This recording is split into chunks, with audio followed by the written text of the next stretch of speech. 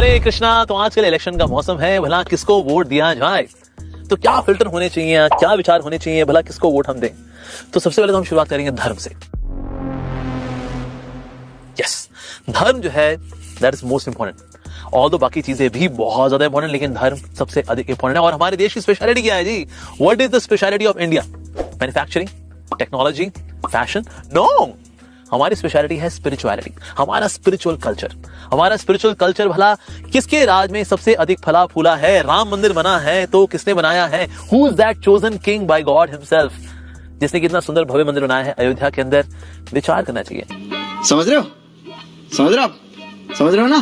तो बोल सकता है अरे जी धर्म से काम नहीं चलता जी, पेट का धर्म से बढ़ जाएगा। क्यों चौड़ा साहब, सही बोल रहे हो? नहीं बोल रहा हूं मैं? हाँ बिल्कुल सही बात है। जहां तक पैसों की बात है, अगर हम 2004 से 2014 तक की बात करें, हमारा रैंक दुनिया के अंदर in terms of economy was 11th rank.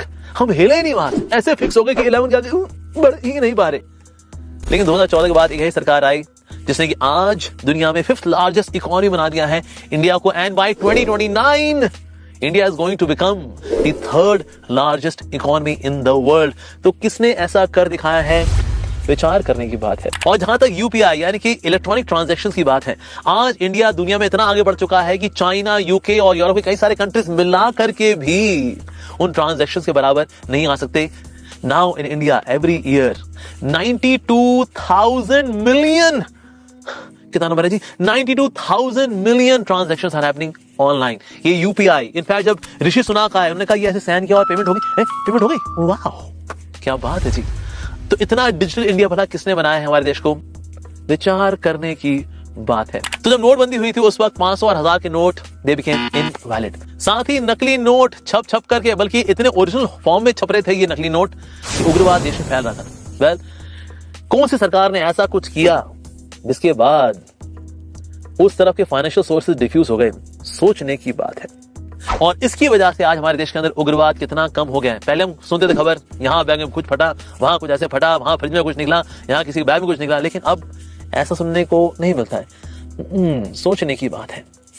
Covid के समय में अपने देश के हर एक भारतवासियों को वैक्सीन पहुंचाना, और यही नहीं, इसके अलावा इंडिया के बाहर 25 करोड़ वैक्सीन देना, बल्कि कुछ कंट्रीज में तो फ्री ऑफ कॉस्ट देना, ये किसने किया है? सोचने की बात है। साथ ही आर्टिकल 370 जो कि हमारे देश को कश्मीर से अलग कर रहा था, किसने 370 आर्टिकल को हटाया है? कौन ऐसा लीडर है जो कि सबके साथ की बात करता है, सबके विकास की बात करता है? कौन सा ऐसा लीडर है? कौन है वो? सोचने की बात है। तो इसलिए सोचिए और विचार करिए कि आपको किसको वोट देना है। तो कोई व्यक्ति बोल सकता है जी आप तो बड़े बायस है जी, आप किसकी ओर इंडिकेट करना चाह रहे हैं, किसको वोट देने के लिए आप बोल रहे हैं? हाँ वेल, हमने जो आज आपके सामने रखा वो तथ्य है, तथ्यों पे विचार करना चाहिए। उसके बाद फिर आपको जो कीमती वोट है उसको देना चाहिए। तो इसे ये ना सोचे अरे भाई ठीक है बाकी लोग वोट दे ही रहे ना, हम नहीं भी देंगे क्या फर्क पड़ता है? नहीं, हर एक भारतवासी को जो धर्म परायण है, विकास परायण है, उसको जाना चाहिए और अपना लोटस वोट देना चाहिए एक लोटस लीडर को। समझ गया। तो ऐसा नहीं है कि हम वोटिंग करने के लिए नहीं जाएंगे और घर बैठे रहेंगे और हम नेटफ्लिक्स पे पिक्चर देखेंगे। नहीं, हम सबको वोटिंग करनी है, 100% लोगों को जाकर के वोटिंग करनी है, ताकि हम एक लोटस लीडर को ला सकें जो कि इस विकास की दर को आगे लेके जा सके, धर्म के विकास की दर को आगे लेके जा सके। So please do go for voting. Hare Krishna.